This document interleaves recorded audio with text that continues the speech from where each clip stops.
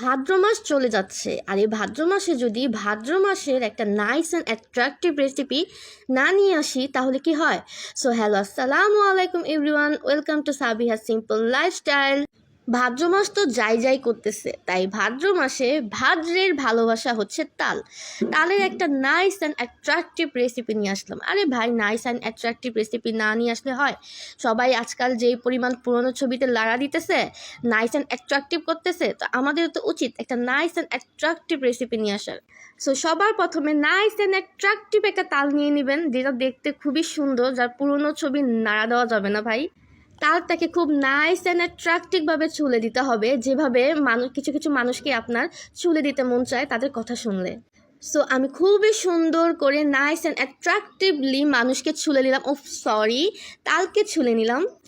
তালকে ছোলা, তাল নেওয়া যে বাইক কত কষ্টে, এটা নিলেই বোঝা যায়। যে কোনো একটা রান্না করতে গেলে ঠিক আছে 2-3 ঘন্টা লেগে যায়, বাট খাইতে কিন্তু 5 মিনিটও লাগে না। আমি যেহেতু একা হাতে তাল নিয়েছি, সো তাল নেওয়ার ভিডিওটা আমি করতে পারি নাই, কারণ এটা খুবই একটা মেসি একটা প্রসেস। আমি পানি দিয়ে তাল নিয়েছিলাম, তাই তালটা আমি জাল দিয়ে পানিটা শুকিয়ে নিয়েছি। সো এখন তালের বড়া বানানোর জন্য আমি প্রথমে কিছু নাইস অ্যান্ড অ্যাট্রাকটিভ তালের রস নিয়ে নিলাম।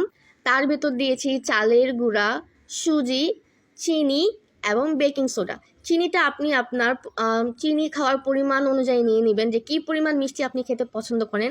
এরপর খুব নাইস অ্যান্ড অ্যাট্রাকটিভলি আপনি সবগুলো উপকরণ তালের রসের সাথে খুব সুন্দর করে মিক্স করবেন। যেহেতু বলছি যে কোনো রান্না করতে অনেক সময় লাগে, অনেক কষ্ট লাগে, ঘরের গৃহিণীরা খুব ভালোবাসার সহিত আপনাদের রান্নাগুলো করে আপনাদের খাওয়ায়। তো আপনারা রান্না খাওয়ার সময় একটু প্রশংসা করতেই পারেন, এতে কিন্তু সে অনেক খুশি হবে। সো আপনারা দেখছেন আমি খুব নাইস অ্যান্ড অ্যাট্রাকটিভলি সবগুলো মিশ্রণ খুব ভালোভাবে মিশ্রিত করে নিচ্ছি। মুরব্বি এখান থেকে কিন্তু স্কিপ করলে হবে না, পুরো ভিডিও দেখে কমেন্ট করতে হবে।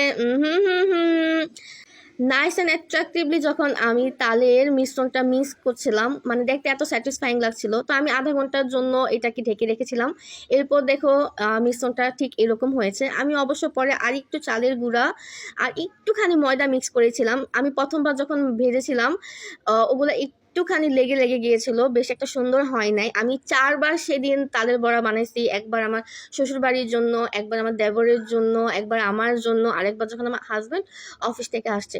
প্রথম লটটা বেশ একটা ভালো হয় নাই, বাট পরের গুলা আমি আরেকটু সোডাও বাড়িয়ে দিয়েছিলাম, এত ফুলা এত সফট হয়েছিল।